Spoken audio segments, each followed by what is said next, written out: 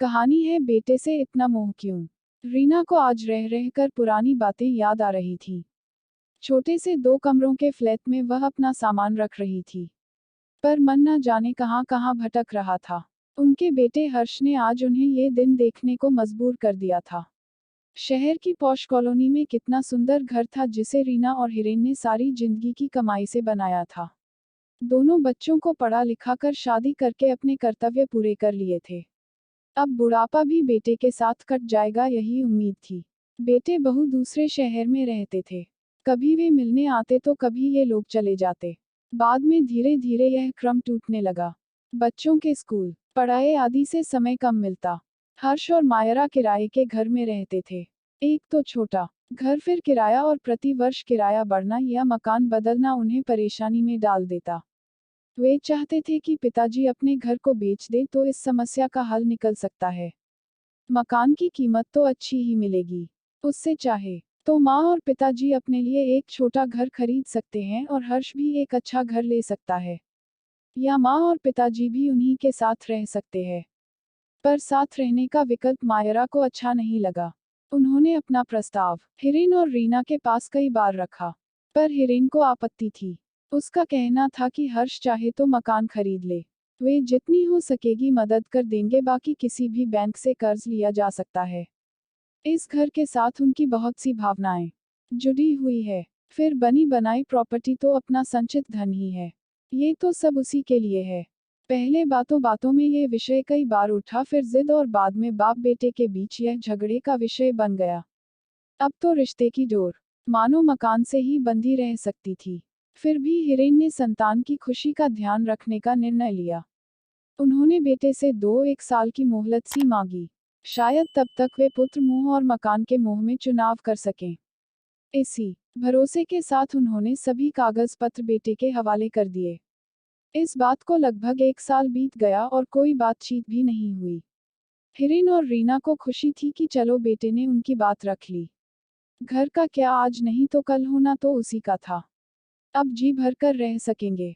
तभी अचानक एक दिन कुछ लोग मकान देखने आए और जाते समय उन्हें 3 दिन का समय दे गए कि मकान खाली होना चाहिए। वे 1 महीने पूर्व इसे खरीद चुके हैं और अब यहाँ आना चाहते हैं। उन्होंने बेटे को फोन करने की बहुत कोशिश की, पर मिल नहीं रहा था। तब उसके ऑफिस से पता किया कि वे लोग सपरिवार छुट्टियां मनाने विदेश गए हैं। कहाँ गए या कब आएंगे, ये सूचना उनके पास भी नहीं थी। जीवन में पहली बार हिरेन को लगा कि वे कितने असहाय से हो गए हैं। बेटे ने पहले उन्हें बता तो दिया होता। अब कहाँ जाएं और सामान कहाँ ले जाएं। एक पूरा दिन निकल गया। 2 दिन में कहाँ घर ढूंढें और उनकी जमा पूंजी भी तो वे पहले ही उसे दे चुके थे। उन्होंने अब नए मालिक से 2 दिन आउट हाउस में रहने की इजाज़त ली। उनके अड़ोसी पड़ोसी भी अचंभित थे, पर कैसे मदद करें। तभी न जाने किसने मीडिया को खबर कर दी। अब अखबारों और टीवी पर यह खबर बन गई। माता पिता लोगों के सामने अभी भी बेटे को दोषी मानने को तैयार नहीं थे। अचानक तीसरे दिन कोई उनसे मिलने आया। उसने कहा कि शहर की नई कॉलोनी में उनके लिए किराए पर मकान ले लिया गया है। वे उनके साथ चलें। 6 महीने का किराया दिया जा चुका है। उन्होंने इसकी रसीद भी उन्हें दे दी। सच मकान उन्हीं के नाम से किराए पर दिया गया था।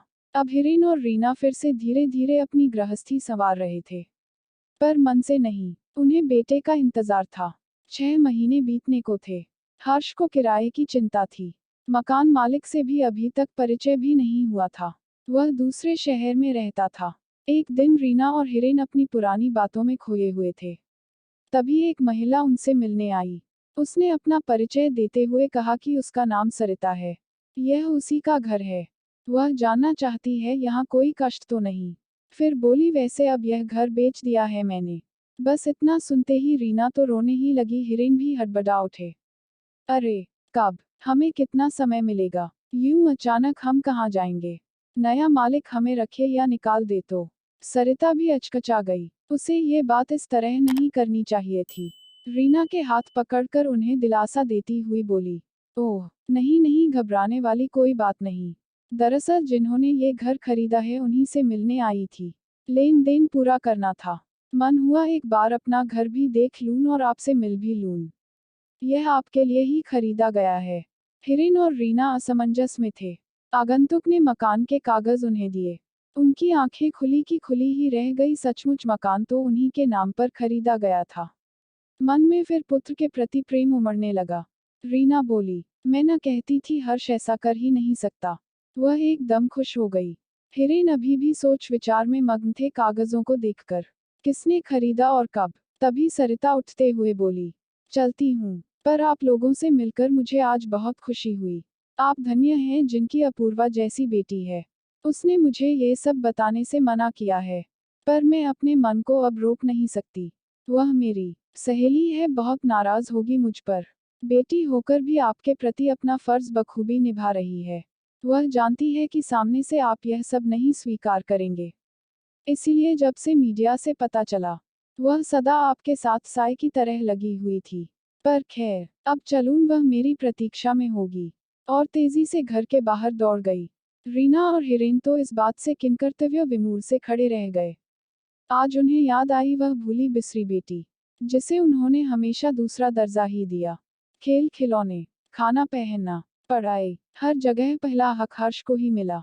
बचपन में लड़ती झगड़ती भी थी इन बातों के लिए। फिर बेटी होने यही हश्र होता है शायद। यह समझकर वह निर्लिप्त सी होती चली गई। पढ़ाई के बाद शादी कर दी गई थी। उसने भी फिर कभी ना कोई शिकायत की, ना कोई उम्मीद रखी। माँ बाप भी बेटी अपने घर चली गई सोचकर उसकी ओर से निश्चिंत हो गए। कभी कभार ही उसे याद किया करते। और आज वही बेटी अपने फर्ज पे खरी उतरी, वह भी बिन बोले, बिना किसी अपेक्षा के। सरिता की बात की आप धन्य हैं उनके अंतर्मन को कुरेदती रही। क्या वे उससे मिल पाएंगे, पर कैसे? दोनों के आंसू थमने का नाम ही नहीं ले रहे थे। अब पुत्र मोह भंग होने के बाद ऐसी ही अच्छी कहानी देखने के लिए इस कार्ड पर क्लिक कीजिए। प्लीज लाइक और कमेंट करें और चैनल को सब्सक्राइब करें।